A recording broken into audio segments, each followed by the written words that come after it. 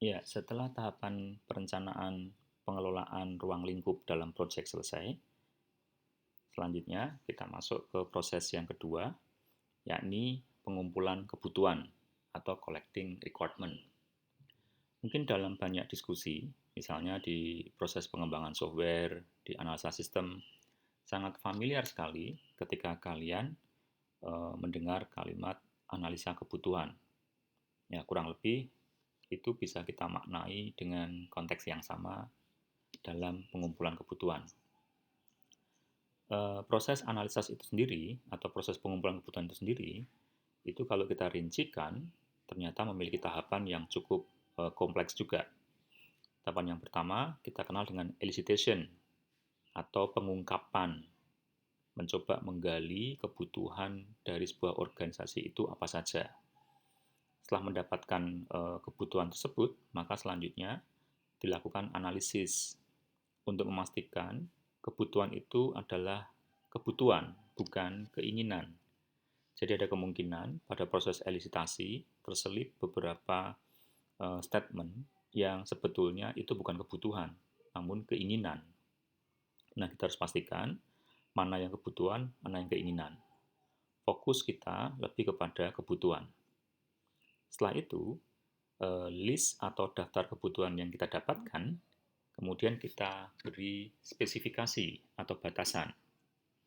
Jadi seandainya kita membutuhkan perangkat komunikasi yang mobile, maka spesifikasinya kita tentukan.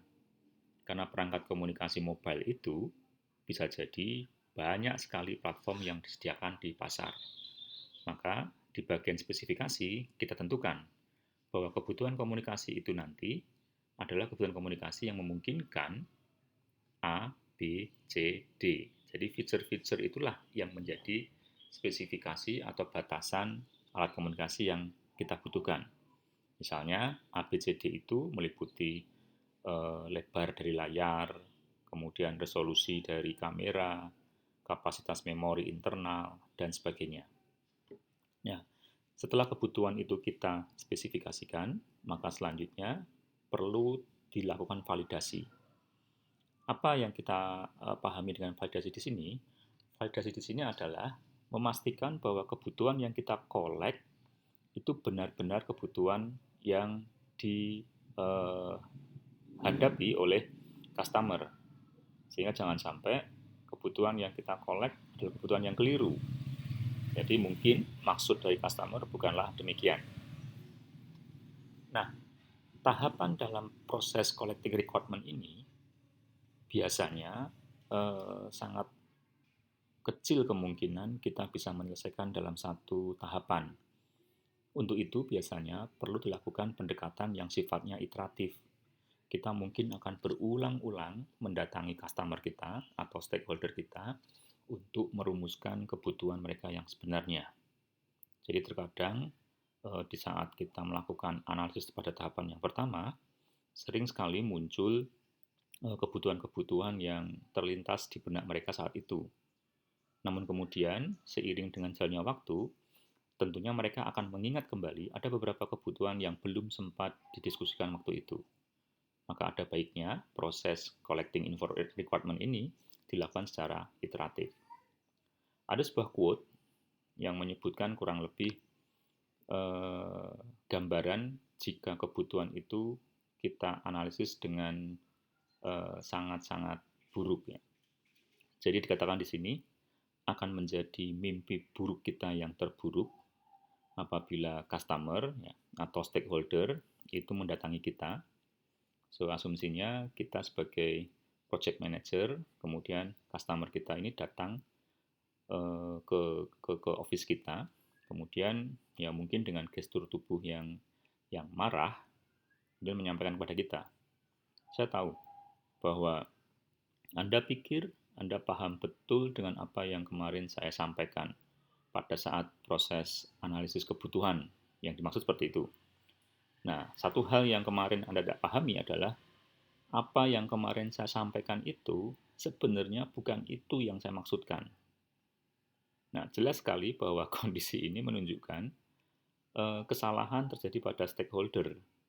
Jadi apa yang mereka sampaikan saat mungkin waktu itu kita wawancara, itu sebenarnya bukan yang mereka butuhkan. Namun mungkin itulah yang muncul di benak mereka saat itu, sehingga mereka mengungkapkan hal-hal yang ternyata itu bukan kebutuhan mereka. Bahkan itu bukan yang dimaksud oleh mereka. Nah, mungkin kesalahan kita adalah kita tidak melakukan validasi. Atau mungkin kita hanya melakukan proses pengumpulan kebutuhan itu hanya dalam satu tahapan saja, bukan dalam konteks yang berulang atau iteratif. Oke, selanjutnya. Nah, pemahaman kebutuhan yang buruk itu nanti akan berdampak pada cost yang cukup tinggi. Seandainya saja, jadi kalau kita lihat dari grafik ini, apabila kita melakukan perbaikan terhadap kebutuhan atau perubahan pada kebutuhan, sementara kita masih ada di tahapan awal, di tahapan requirement, atau mungkin kalau dalam project ya kita masih di dalam tahapan planning, maka perubahan kebutuhan itu akan kecil cost-nya. Apabila kebutuhannya itu berubah dan disampaikan pada saat kita sudah memasuki tahapan desain, relatif cost-nya masih kecil, tetapi tentu masih lebih besar dari tahapan yang sebelumnya. Dan ini secara signifikan akan terus meningkat. Tentunya akan sangat berbahaya sekali apabila perubahan kebutuhan itu terjadi saat di tahapan operation.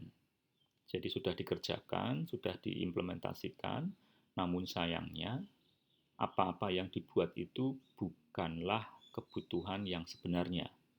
Sehingga bisa dikatakan kita membuat atau menciptakan sebuah solusi yang sangat bagus, tapi sebenarnya solusi itu bukan solusi yang kita butuhkan. Jadi inilah gambaran apabila kebutuhan tidak dianalisis secara baik, maka kebutuhan itu akan berubah menjadi cost saat kita mengetahui bahwa yang kita kerjakan adalah solusi untuk kebutuhan yang keliru. Oke, selanjutnya lagi. Nah, dalam proses pengumpulan kebutuhan sebenarnya tidaklah proses yang mudah. Perlu kejelian, perlu skill bagi kita untuk bisa menggali kebutuhan stakeholder secara lebih lengkap atau komprehensif.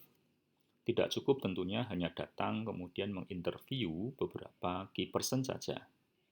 Bisa jadi stakeholder kita adalah sekumpulan orang-orang pada sebuah departemen, sehingga mungkin perlu kita lakukan workshop atau fokus group discussion.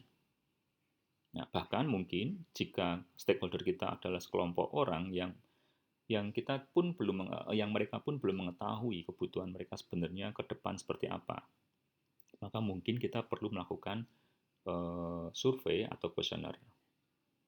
Nah, atau bisa jadi kita pun perlu datang secara langsung ke on-site, ke lokasi customer kita untuk memastikan bahwa bagaimana sebenarnya proses bisnis di perusahaan tersebut.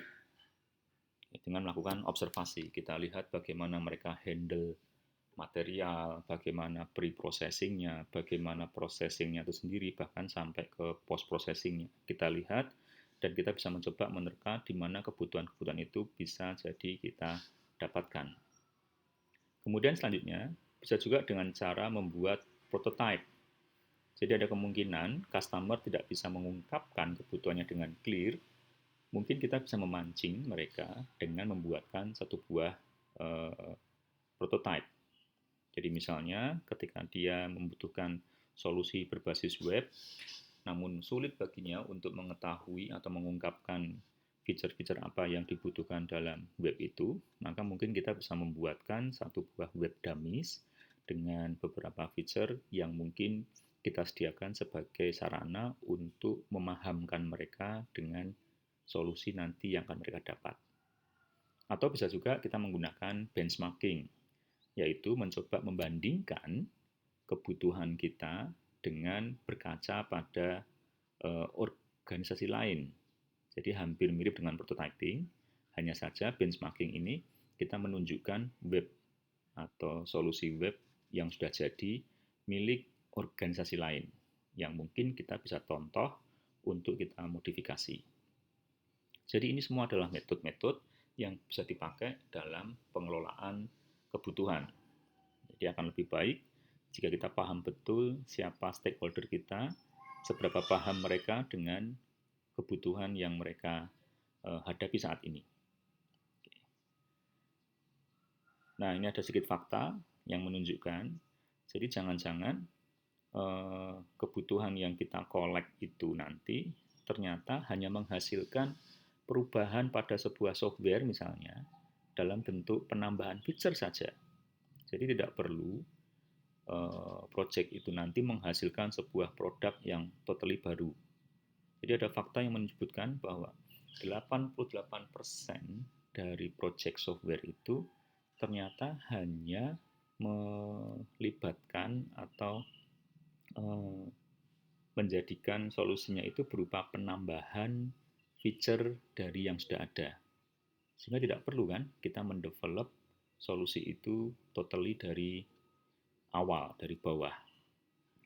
Namun juga perlu diketahui fakta yang cukup bagus juga bahwa 86% itu responden mengatakan bahwa kepuasan customer itu merupakan tolak ukur yang paling penting untuk mengukur seberapa sukses pengembangan project software yang kita lakukan. Jadi bukan solusi yang mewah, bukan software yang user friendly, bukan software yang macam-macam, bukan, tetapi first thing first adalah customer yang cukup puas. Kemudian ada fakta unik juga, jadi ada fakta yang menunjukkan bahwa 83% tim dalam pengembangan software itu hanya membutuhkan aplikasi Office saja untuk mengkomunikasikan kebutuhan. Jadi perlu diingat, mungkin di luar sana itu banyak sekali berbagai macam aplikasi yang dapat kita gunakan untuk mengelola komunikasi kita dengan customer, dengan stakeholder. Namun ketahuilah ternyata lagi-lagi kebutuhan itu lebih mudah dikomunikasikan dengan tool-tool yang cukup sederhana seperti Microsoft Word, Microsoft Excel, dan mungkin bahkan sebuah notepad. Oke, nah perlu kejelian, perlu juga pengembangan diri untuk memastikan bahwa tool-tool yang ada itu kita juga harus paham betul mana tool yang paling tepat untuk pengembangan analisis kebutuhan. Nah, yang terakhir, ada baiknya kebutuhan itu juga dimonitoring.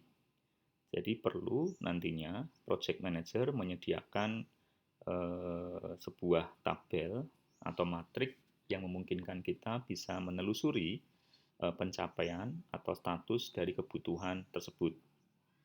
Jadi setelah kebutuhan itu kita analisis, betul bahwa ini adalah kebutuhan, kemudian kita beri spesifikasi, selanjutnya dalam proses monitoringnya kita bisa tentukan, misalnya kebutuhan itu kita beri ID requirement 32, jadi R32. Apa kebutuhannya? Kebutuhannya adalah memori laptop, kategorinya hardware. Siapa yang menerbitkan atau siapa yang menyampaikan kebutuhan itu? Oh, kebutuhan itu muncul dari kontrak project serta lewat spesifikasi laptop yang diinginkan oleh perusahaan. Nah, sekarang sampai di mana? Oh, sekarang sudah komplit. Laptop ordered meet requirement by having 4 GB memory. Jadi laptop yang dimaksud sudah memiliki spesifikasi memori seperti yang dibutuhkan. Nah, melalui matrik ini kita bisa menelusuri sampai di manakah pencapaian di masing-masing kebutuhan. Ingat, customer akan sangat-sangat puas terhadap software yang kita gunakan. Salah satunya adalah saat kebutuhan mereka terpenuhi dengan sempurna.